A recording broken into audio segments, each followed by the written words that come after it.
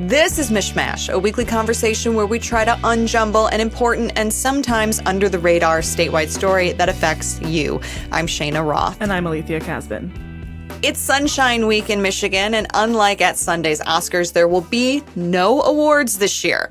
The Michigan Press Association says that transparency in Michigan is so bad that they can't award their annual Rep. Peter Patalia Memorial Sunshine Award to anyone. So, while it is pretty sunny this week, the Michigan Press Association thinks it's cloudy in Lansing. I will just say I think it's a little odd that this was the year that they didn't award anything for this, because the legislature hasn't done a lot on transparency in previous years when they've given this award. But I also think it sends a message to the Democratic majority.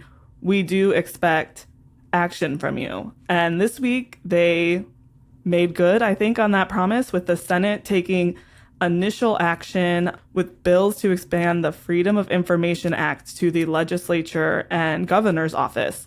The Senate taking action on these bills is a pretty big deal. They've been around for a decade, and the Senate has never taken concrete action. There has always been a Senate leader who sort of blocked these bills from moving forward. So the Senate taking the first step, I think, signals this can happen in 2024. Yeah, this is an issue that has been raised maybe every year, every 2 years since I started my career at the state capitol. Because look, Michigan right now is one of just 2 states that does not subject its legislature and executive office to open records laws. So even with the exceptions or exemptions written into the legislation, including constituent communications, which is pretty broad, this would be a big step. And we spoke with State Senator Jeremy Moss about this issue. Increasing transparency has essentially been his pet project since he first walked into the Capitol of the state legislature a decade ago. I was a freshman House member in the minority when I started to kind of raise the flag on this issue and found that third-term Republican in the majority, Ed McBroom in the House, also had an affinity for this. And we worked together that first term that I served in the House to move these forward, but the Senate never took it up. The next term, we got even more momentum. It actually passed out that second term that I served in the House unanimously, and then the Senate never took it up. So to be able to have Senate action on this piece has been missing over the last 10 years of this effort. And again, I would say, and I think it's fact, that the previous 2 Senate majority leaders have been the main obstacle to this effort of moving it forward. Now you have a Senate majority leader who really has directed us to get this done. So it's a very big switch or different mode of valuing this project. And I think there's a seriousness that this is hopefully the endeavor that will actually bring this to the finish line. Right. I mean, I will be one of the first and certainly not the only ones to say that these bills are not perfect. But the fact is, right now, journalists and reporters can't submit requests for anything from the legislature or the governor's office. And even with FOIA out there, some lawmakers, are pushing for even more on the transparency front. Right. So some House Democrats this week also introduced some campaign finance-related transparency measures, like requiring lawmakers to register nonprofit funds that right now are kind of murky. Yeah, this is something Attorney General Dana Nessel has called for recently. Right now, lawmakers can create these funds and then put different officers in charge, and their name, just isn't linked to them anywhere. And it can be really difficult to try to figure out who these funds are linked to. Some other things the bills introduced this week would do is require more reporting around gifts and travel that lawmakers can get from either lobbyists or even non-lobbyists. Obviously, even with all these bills floating around the Capitol, there's still more to do. And we'll dig into some of that more with the rest of our conversation with Senator Moss right after this break.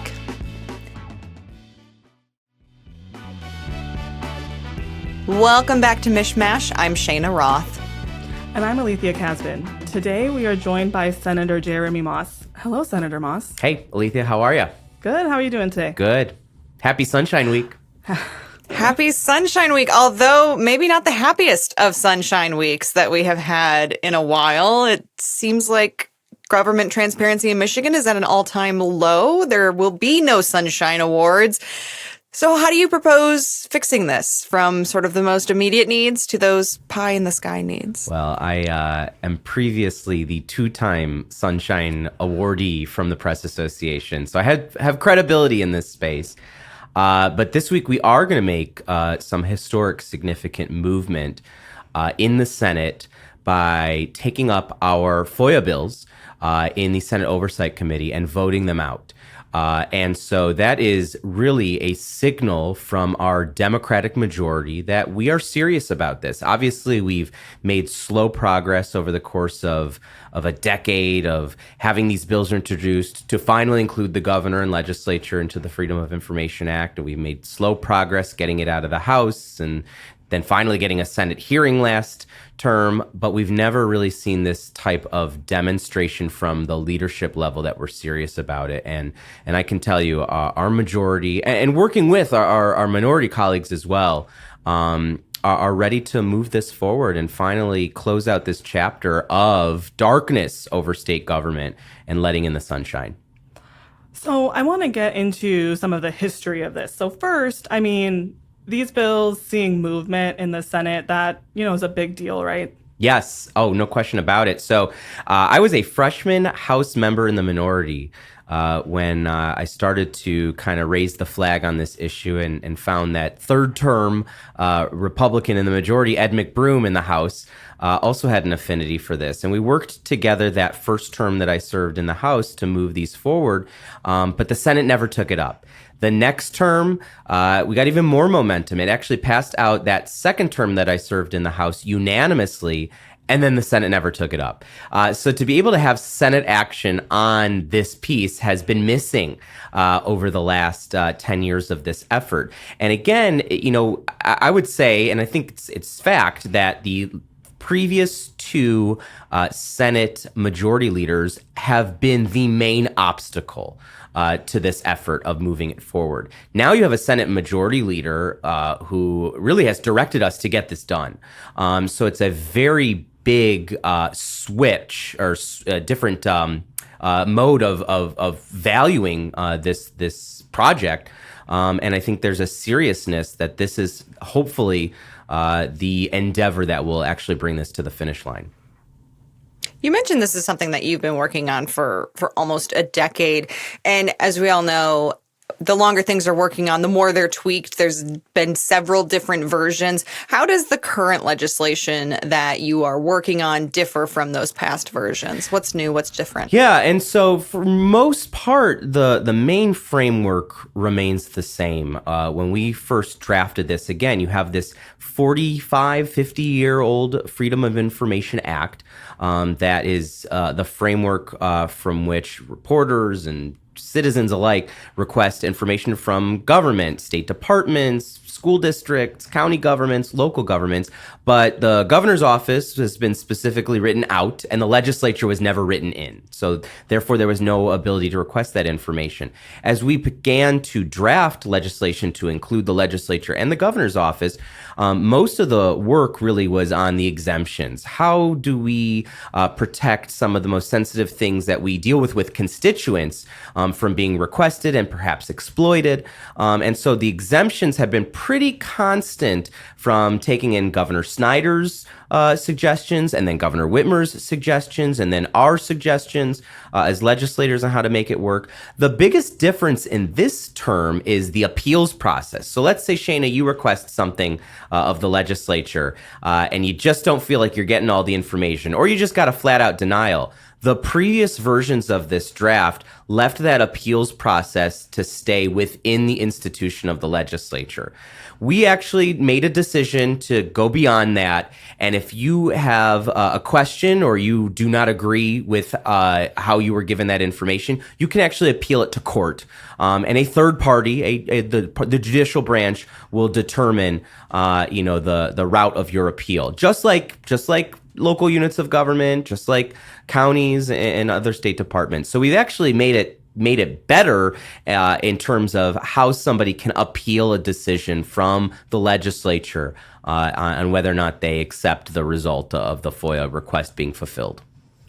And that was, a significant sticking point in past versions. Those of us who have been covering it for the last decade remember the LORA acronym for the Legislative Open Records Act. That was in the previous version. The idea being, that courts couldn't come in legally, wanting to keep, everything constitutional. Sort of what was the evolution in thinking there? Are you confident, that this using the courts to handle appeals will stand up to potential challenges? Yeah, this was something Laura did a fine job. Laura took us to where we're at today, and we appreciate Laura, but Laura is no more.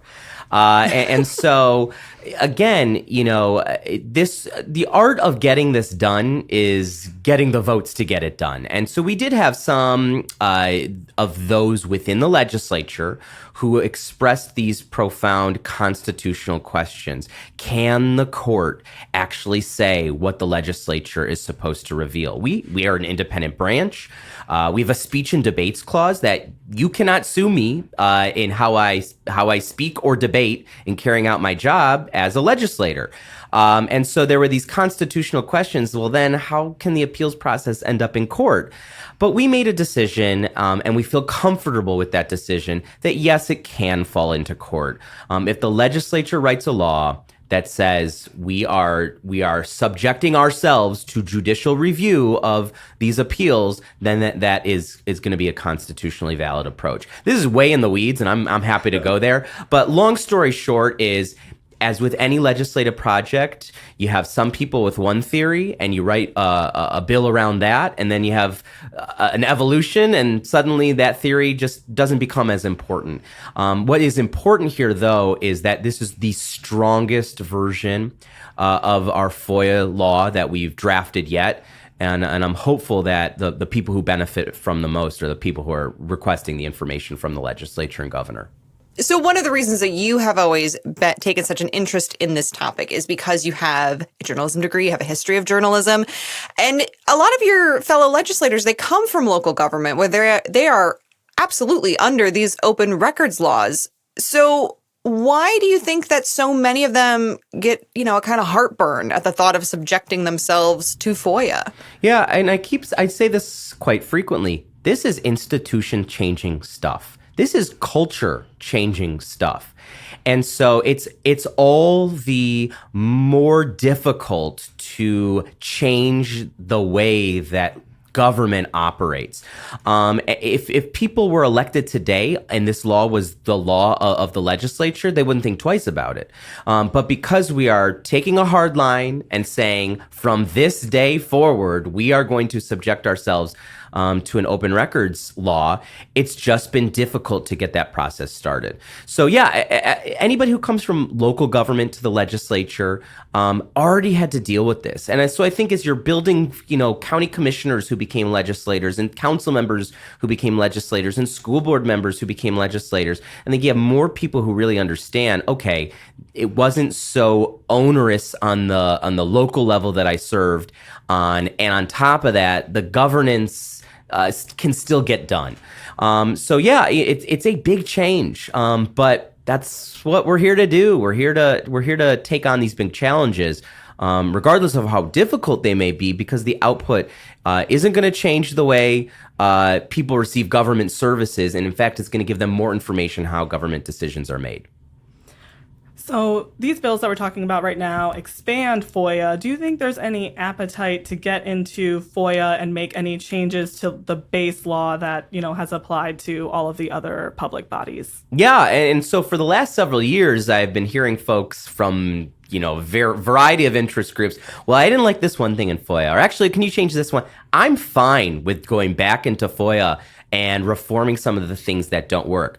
This particular project is about putting the legislature and governor into it. I want to get that right first, and then absolutely want to continue these good government reforms that some people have faced with FOIA's challenges. I know that the fee structure has been incredibly difficult. Sometimes fees are weaponized to prevent information that should be subject, but you charge someone too much and they just can't afford it and they don't get the information anyways. I'm aware of all of the issues with FOIA itself. Let's get the governor and legislature in there and let's let them sit tight, and then let's take on those other challenges as well.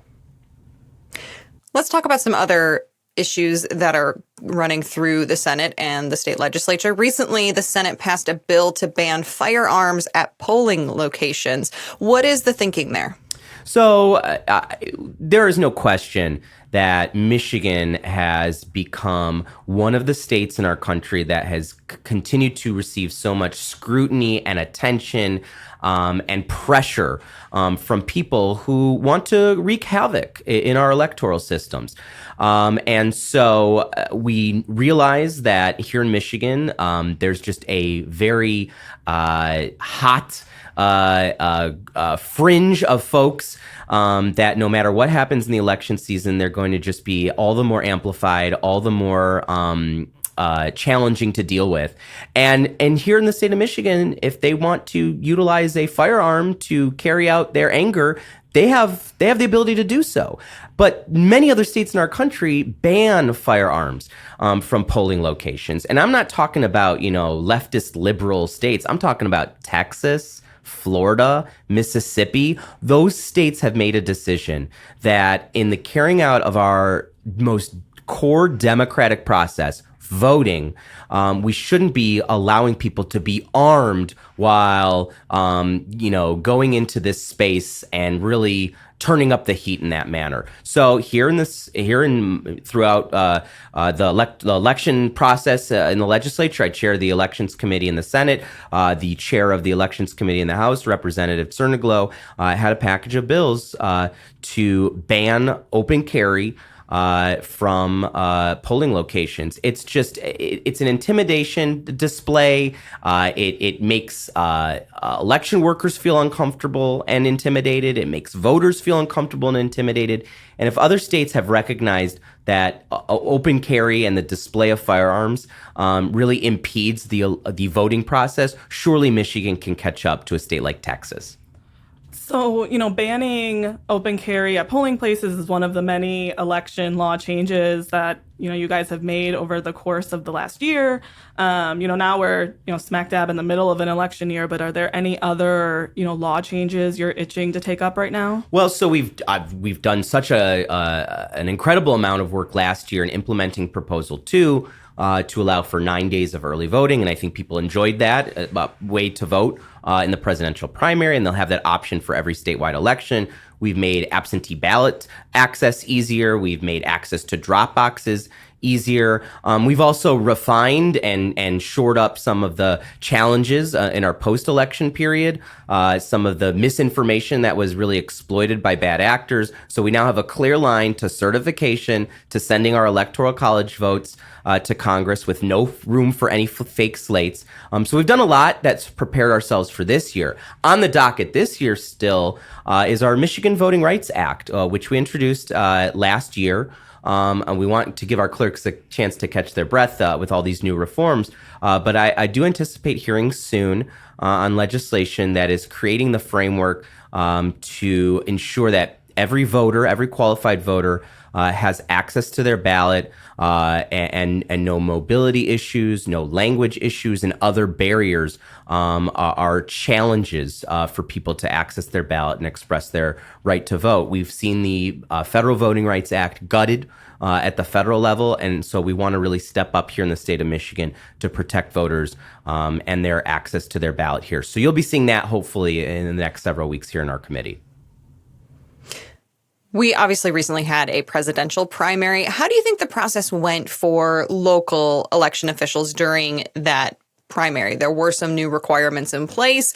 Do you think it went well? And do you think there are things that need to be ironed out before we get into that higher turnout general election in November? Yeah, and so a lot of our clerks really appreciated that, they could utilize these new systems as early as our presidential primary, noting that this November is going to be just a very scrutinized and high turnout election. But I think the overall report card is that it really went well. Voters, I think, really appreciated this 9 days of early voting, and it actually led to these results being able to be reported quicker because more of the vote was in before Election Day. I will also say clerks were very grateful in our most populated communities of our law that gives them the ability to process absentee ballots.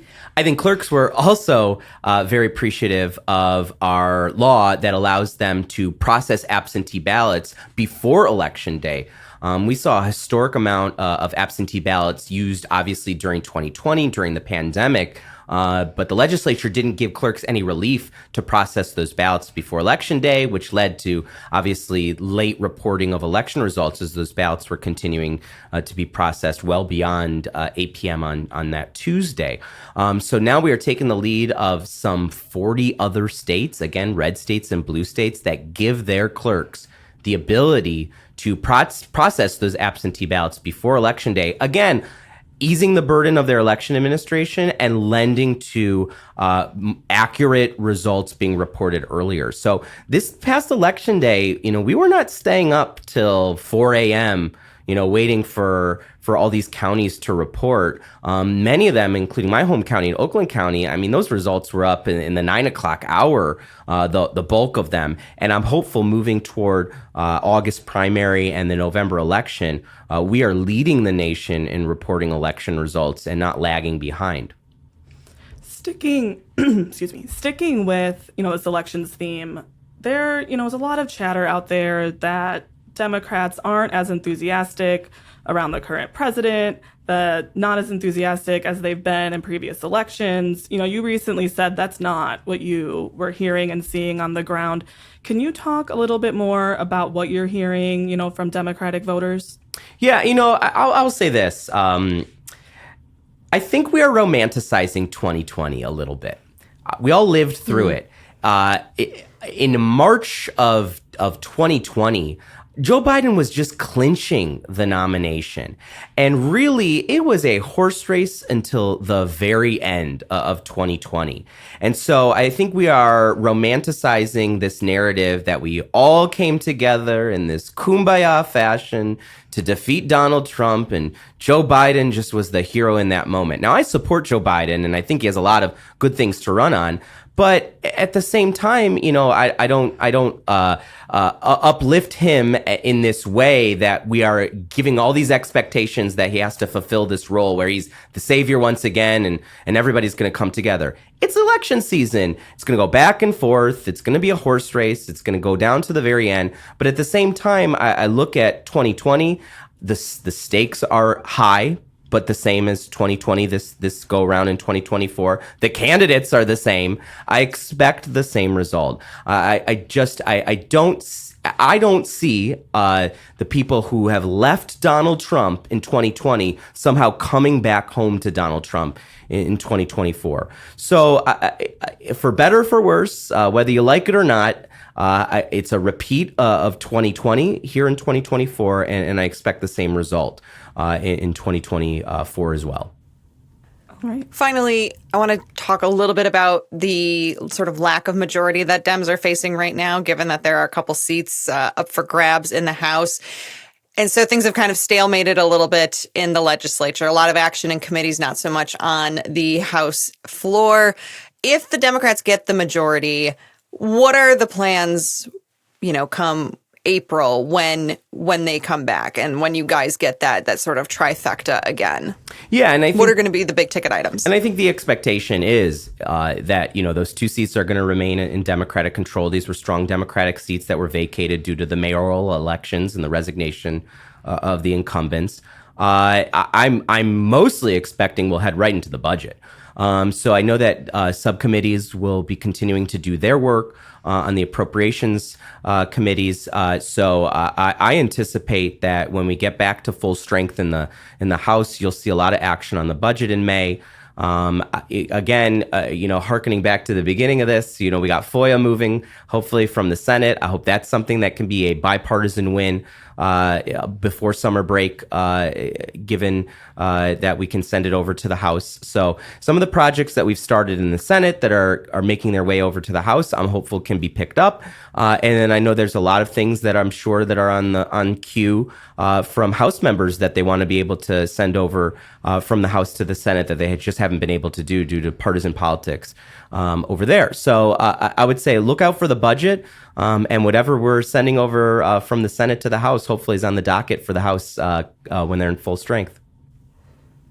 What's the likelihood of that free community college, universal pre-K, and $5,000 family child care credit passing? I know that's one that a lot of people have been interested in. Yeah, I think that there's discussions about that ongoing right now and figuring out how that works within the budget that we have already established. And so I'm leaving it up to the appropriators to figure all that out. But I know that is top of mind, and I know that there are major pieces of the governor's proposal that the viability is being challenged or being discussed right now, and trying to set the framework to get it into our budget as we pass it. Senator Moss, thank you for joining us today. Thank you very much for having me.